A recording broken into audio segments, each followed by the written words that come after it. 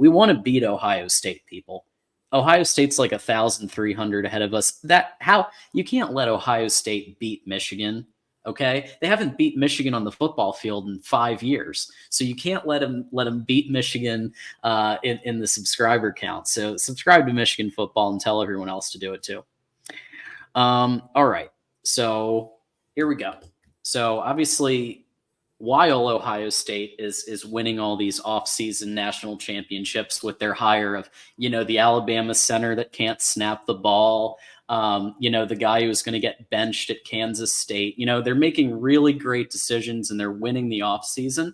But on the other hand, you have Michigan, who just won the actual national championship, now has 18 players in the combine. And we're now hearing that J.J. McCarthy is planning to throw at the combine where some of the other top quarterbacks are sitting out. So could this really be setting JJ up for success? Yeah. So I think he's going to crush the combine, and not only just on field, but in the interviews. Yeah. Right. When he gets in, when he sits down with these coaches and these general managers, they're going to be like, "Oh my God." The kid's head has always been good ever since high school. Right. I mean, the kid's just been on it. So, he's climbing the draft boards as we speak. They can't find a flaw in his game. The flaw simply is the system he was in, right? Right. But teams don't care about that as long as the player has the skill, and he has the skill. He can make all the throws. He can throw on the run. He's mobile, all of it. So, I know we're talking about it. Could he potentially go top 5? I think it is possible. I do think some teams have him as the number 2 quarterback on their board. Personally, I have him as the 4th quarterback. Personally, okay, but because I have Williams, Jaden Daniels, and Drake May ahead of him.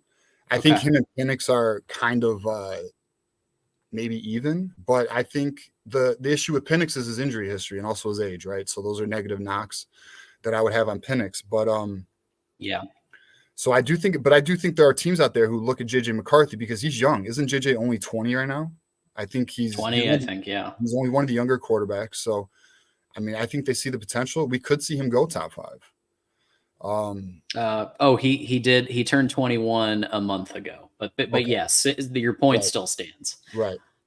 So I really think you will see Williams go number 1. I think Chicago is probably locked into that. Yep. Justin Fields, Ohio State quarterback, will be traded, and and then JJ could potentially go. I don't know what team. I know we talked earlier. You thought maybe Atlanta would be a good fit, but I've heard that they're locked into Jaden Daniels if he's there.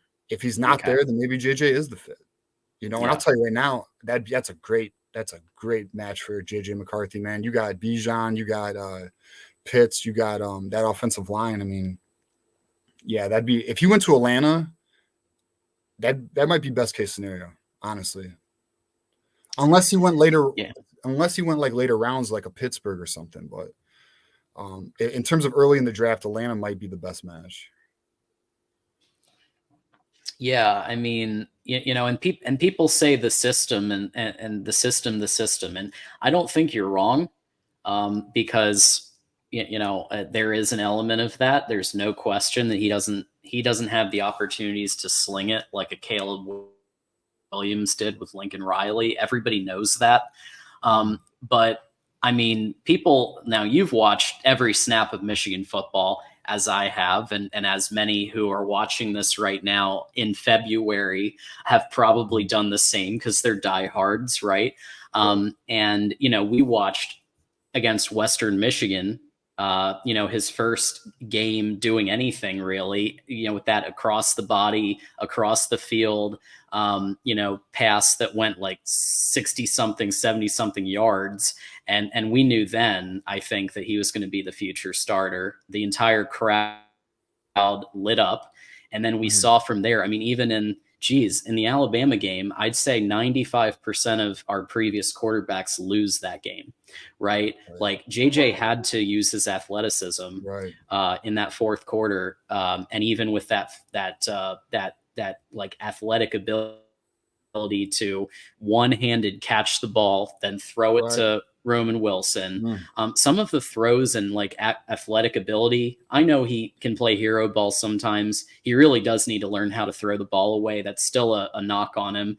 But I would say overall, he's the best quarterback we've probably ever had, and at the very least, he's up there with people mention Tom Harmon from the '40s. People mention Tom Brady, and I think they have kind of they remember his time at the Patriots, and I think they use they're kind of forgetting that for a lot of time he was caught in a QB battle.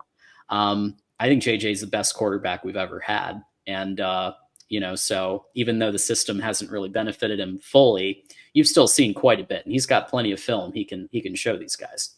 Yeah, I think a quantitative attribute of JJ is he's a freaking winner, man. Like the dude's a straight winner, and that's the Tom Brady effect. Like I'm not saying he's Tom Brady, but I am saying the kid wins, and not everyone does do that. Not every quarterback has that that attribute, which is you can't measure. So, and I think teams will recognize that. You don't go.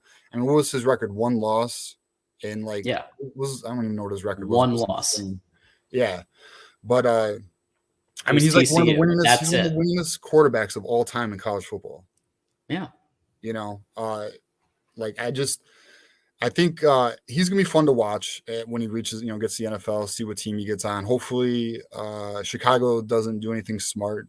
Hopefully they don't trade back and then get JJ or something. Although they have like the 8th pick or 9th pick or something, so hopefully that doesn't happen. But yeah, I mean, I think JJ is a safe bet. High floor quarterback with a high ceiling.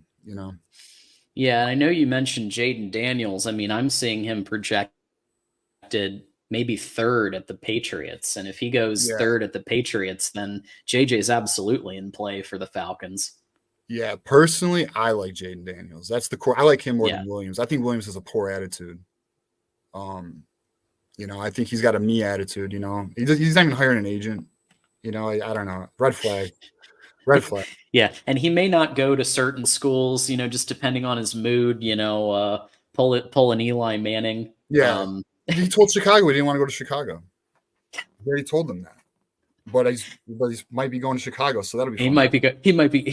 He's probably going to Chicago. Yeah, so that'll be fun to watch. I mean, actually, if I were Chicago, I would probably keep Justin Fields and go get, Marvin Harrison Jr. and build around Justin Fields with these weapons that are going to be in the draft and get them for cheap.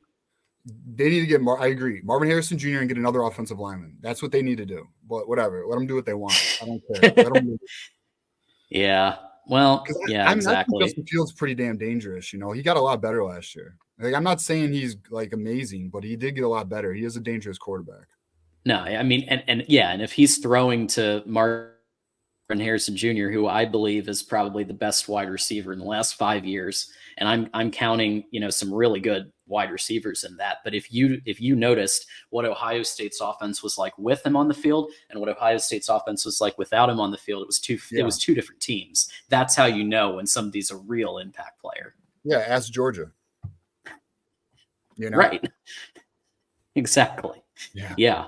One literally, and they still were one play away from winning.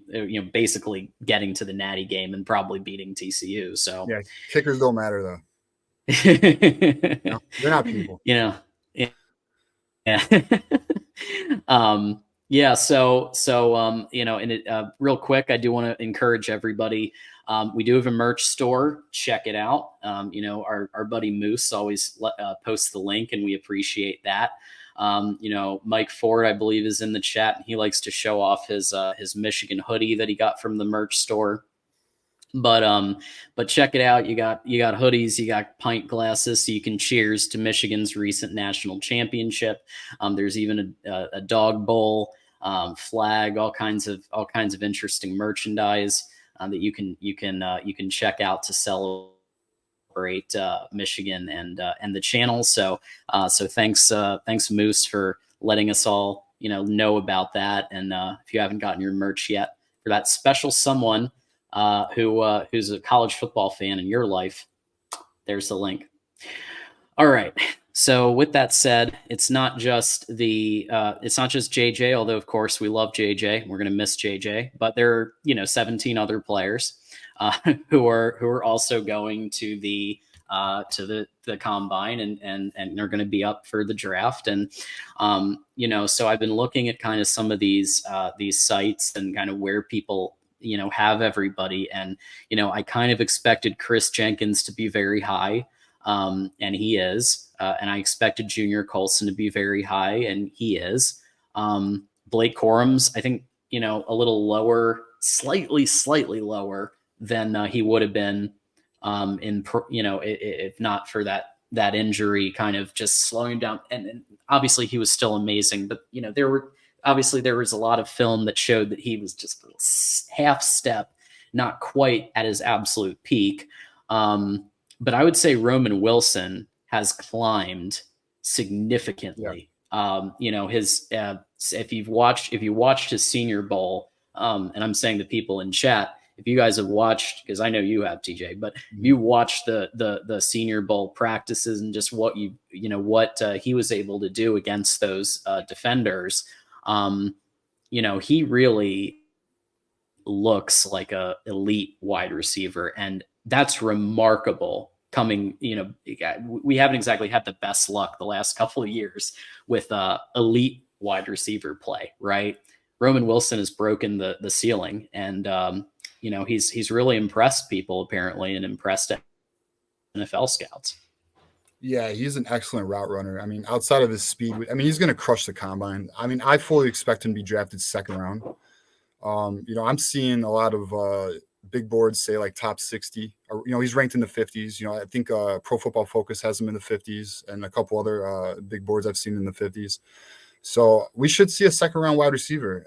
I do think if Nico Collins didn't skip the COVID year, we would have seen another highly drafted wide receiver. And we're seeing it in the NFL now, right? He's killing it. But yep. Yeah, I think Roman Wilson's about to be the talk of the combine in terms of wide receivers. Although I will say this is kind of a strong year for wide receivers. Like Keon Coleman, for example, and we talk about Marvin Harrison, and then you got the guys from Washington. So it is a strong year, but Malik Neighbors. A guy like Roman Wilson, if he gets in the right offense, he's gonna be a freak show. Like if he was in Detroit, I don't know if Detroit would draft him in the second round. I don't know. We'll see. You never know. But if he was in a Detroit offense, oh my God, he would flourish because Ben Johnson's creativity. But if he goes like maybe a Denver, or maybe maybe San Francisco, they seem to like their Michigan wide receivers. But if he goes somewhere with a creative offense, that kid's gonna flourish, man. I believe it. Yeah, it is a pretty heavy wide receiver. Rome Odunze, we can't forget about him. And, we saw what he could do, even though the Michigan defense kind of shut him down somewhat. They couldn't contain him fully. Texas had real problems with him. So he's going to probably do pretty well. And so, yeah, big wide receiver room here. However, I think, Roman Wilson's going to do well. I think you're going to see probably, I think what's really impressive is Sandra still might go above the linemen as, and we have some damn good linemen in the combine, but Sandra still, the way that he was able to transition from wide receiver to nickel back, and his impact play the last couple of years has just maybe one of the best coaching moves that Michigan made in Harbaugh's entire tenure. Yeah, it's definitely there with Haskins, right? I mean, BC moved him from linebacker to running back, but yeah, Sam's still probably a third round guy. But hey, if a team loves him, they might like him in the second. I mean, the only knock on him is his size. It's not his ability. It's not his skill. It's not his, it's not the dog in him because he's got it, right? I mean, if the Lions didn't have Brian Branch, I'd be all about it. But I think Sanders still is going to be, there's going to be some teams that fall in love with him. I mean, I've seen some scouts on Twitter saying that they think he might be the best corner in the draft. Now, I know that's saying a lot because this is a deep draft, right? So this is a corner. This is a very strong corner draft. Yeah, Kool-Aid McKinstry is part of it. Yeah, you got Oh yeah, you got Cooper Easton DeJean. from Missouri. You got Wiggins from Clemson. You got the two Alabama corners. So the other Alabama corners ranked higher than McKinstry. Arnold, I believe his name is, and and I'm so I'm looking at corners because the Lions need one. But so Sanders still though, I think some teams are gonna fall in love with him. I mean, he's gonna be a player. There's no doubt about that. Yeah, Teron Arnold. Yeah, Sanders still's gonna be a player. It's just his size is his only knock. If he does fall at all in terms, if he falls, I mean like fourth, fifth round. If that happens, it'll simply be his size. But I think he'll be a third round guy. But on Roman Wilson in high school, he ran a 10.7 200 meters. So I am so excited to see what he does in the 40 at the combine because I think he's gonna crush it. I think he'll be one of the top, I think maybe top 3 times of wide receivers. I'm excited to see everybody at the combine who's planning on playing. I think it'll be great to see them in a different setting for the first time in a bit. Obviously, Roman Wilson we did see in the Senior Bowl practices. JJ being able to really showcase his ability. I can't wait for that. Like I genuinely can't. When you're not in a game situation, you have to be strategic about how you utilize all the pieces so you can win the game. And Right. Clearly Sharon talked about that a lot when he was interim head coach. But yeah, I can't wait to just see these players let loose. One really good point that Dependent Fanatic made that I agree with is the fact that Michigan is going to have a lot of draftees, but they're not going to necessarily go first round. And because of that, that means that you don't get put on the trash franchises. You might actually have some decent stability, some stable organizations. I think that's spot on, Dependent Fanatic. Yeah, and another player who's going to crush the combine is Chris Jenkins. I'm interested to see what he does with like the bench press and things of that nature. Oh man. Yeah, so he is the mutant. So and I think I'm really high on Junior Colson. I think he's gonna. I've seen Junior Colson ranked as high as the number 1 linebacker in the draft. I've seen that. So right now, I think he's around 4th. I saw on NFL Network they had him 5th. We have a lot of guys in the top 5 though of their respective position groups. So I've even seen AJ Barner ranked 5th, which is pretty interesting. Because I think Barner. I think he's a bit of a sleeper. I mean, Colston Loveland obviously got the shine, but Barner's a pretty solid tight end. Yeah, I think he could go somewhat high. I think I'm putting him kind of in the middle. I think he will go. He's not going to go. Right, Yeah, 5th round. I don't think. 5th, 6th round. Yeah, I don't think he's going 7th. But I do. 4th, 5th, somewhere in there. He made some really good plays, and Colston Loveland gets a lot of the spotlight, but he was just as important in quite a few games. Yeah, the one to watch. I mean, well, obviously we're gonna watch all of them, but Zach Zenner really, I'm curious about because of his injury. Yeah, I've seen him all over the place. I've seen him as high as 2nd round, but I've seen him as low as 4th. So that injury, it just depends on how teams take it. I'm hoping the Lions grab him in the 3rd. He's probably my number 1 Michigan Wolverine I want the Lions to get. I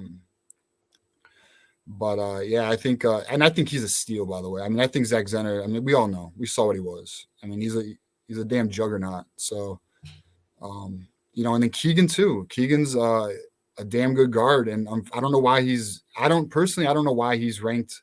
He's like a day 3, or a day 2, day 3 guy. And which, I mean, I understand day 2, but I'm seeing like 3rd to 5th round for him. But I think, in my opinion, he should be no lower than 3rd round. I think Keegan's a damn good guard. And I've looked at some of the other guards, and there are some good guards like Powers, who's a center for Oregon, and Zach Frazier from West Virginia. Like, these are very good players, but I don't see much of a drop off, from Keegan and Zenter, especially Zenter. I just don't see it. I just see an injury. That's the only. But the thing about Zenter's injury is it's just a broken bone that heals.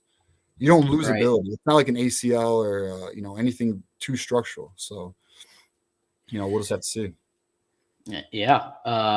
So I mean, he was already walking on his own power, and he was looking, in the national championship game, he seemed, like he was on the mend.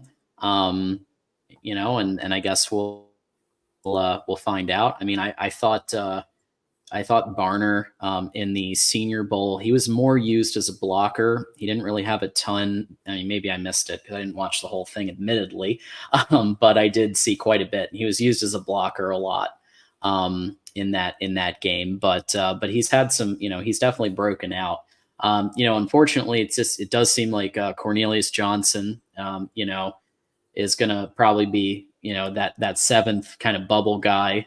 And given what he did in 2022, that's a bit of a shame. But even him, look, if somebody needs a wide receiver and they're in that situation where they need somebody and they can't, they need a value player. I think Cornelius Johnson's a real value player, just like Ronnie Bell was for the 49ers. And I know he got injured, but he did make a couple really good plays his first year. Not as many as Money Moody, who killing it, doing his thing in the Super Bowl. But certain, couple 50 some yarders, right? But still, I think Cornelius Johnson could be a real value player for somebody. Yeah, I 100% agree. I mean, I think he will get drafted. I don't think he'll go to undrafted. I think in the right system, Cornelius Johnson would have been showcased more because he excellent hands. Like, did you see his contested? He led D1 football in contested catches at like a 70.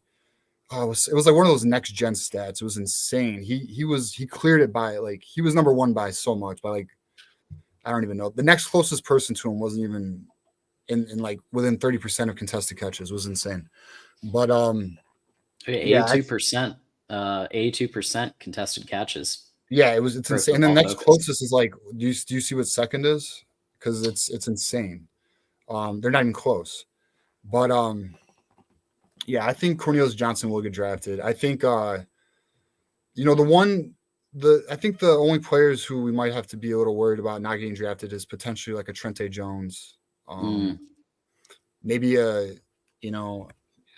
maybe a Carson Barnhart, but I do think he should get drafted. Josh Wallace should get drafted, but we're talking about guys later in the draft, right? Jalen Harrell. These are Ladarius Henderson. I don't know why Ladarius Henderson's not getting more.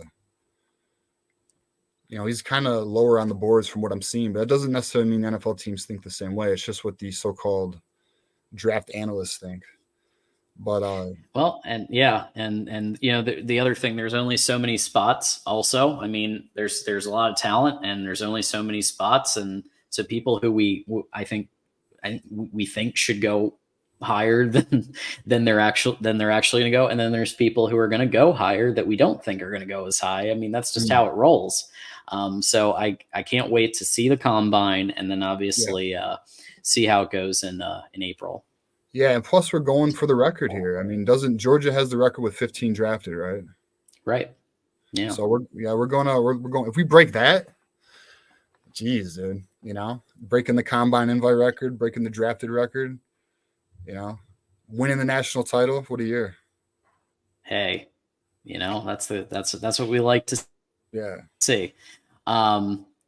So quick couple housekeeping / programming reminders. Don't forget that on Fridays at 7 p.m. Eastern now, we've got the Big Ten live show with Mark Rogers. So this is the show where it's a call-in show, and you can actually pick up the phone, literally, and go to 888-99-RILEY. That's how I remember it, because that's the phone number, and you can call Mark and Tim and give your take on any Big Ten topic that you want.